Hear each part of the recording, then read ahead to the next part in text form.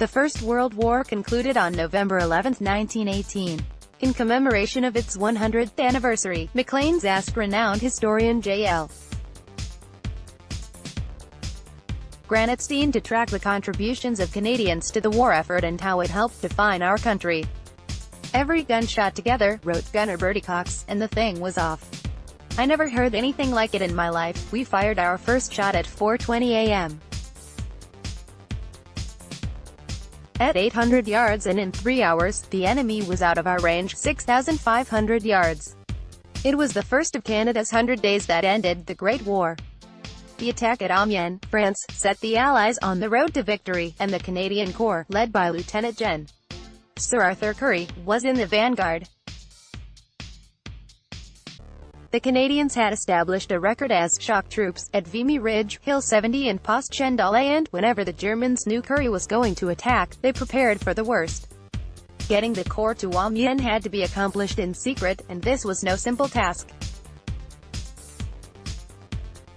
From their positions near Arras, 65 kilometers to the north, the 100,000 Canadians and all their equipment, trucks, guns, horses, food and ammunition had to be moved quietly at night by road, rail and on foot.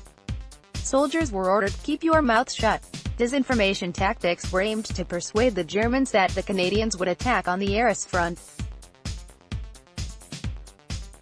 The staff officers planning the Amiens attack had to draft their orders in a hurry. Read more. The lifespan of a Canadian First World War pilot was 10 weeks, flanked by Australian and French formations. The Canadians went into action in the early morning, the infantry, accompanied by tanks, following the heavy artillery barrage closely, keeping pace as the gunfire moved ahead in 1-kilometer increments. Tanks, creeping down the slope like huge great beetles, as Padre F.G. Scott wrote, played a critical role, shooting up German machine gun posts. "Fortunately for us," Lance Corporal Ken Foster of the 2nd Battalion said, "the tanks soon put them out of action, provided of course, that an anti-tank shell did not get them first. Without the tanks, I'm afraid it would have been a hopeless task." The Germans, stunned by the artillery barrage and the tanks, initially offered little resistance as the infantry advanced. Maj.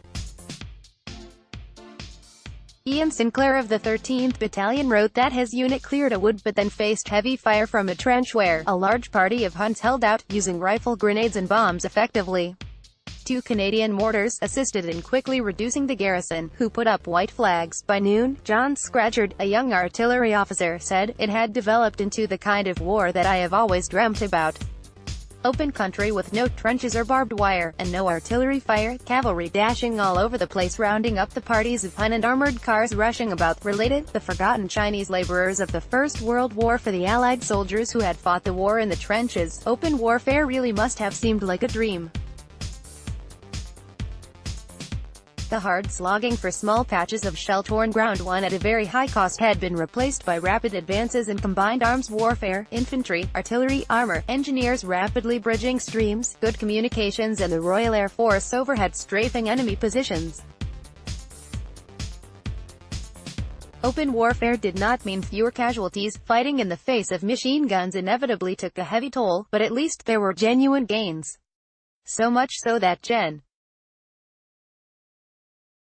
Erich Ludendorff, the Germans' chief strategist, called August 8 the Black Day. The Germans had launched huge attacks against the Allies between March and June, but now, after Amiens, there was no longer hope of resuming the offensive. The enemy now knew the war must be terminated. Not yet, however. Currie and the Australian Corps Sir John Monash urged the British Expeditionary Force commander, Field Marshal Sir Douglas Haig, to halt the advance. Haig agreed, telling Currie that Amiens was the finest operation of the war.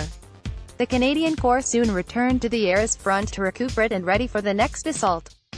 The attack at Amiens had been an extraordinary success, the Canadians going forward 13 kilometers on the first day and gaining an additional 10 kilometers before the attack came to a halt. But the toll had been heavy, 11,822 officers and men killed, wounded or taken prisoner. There were no easy victories in the First World War. J.L. Granatstein is a historian and former director and CEO of the Canadian War Museum.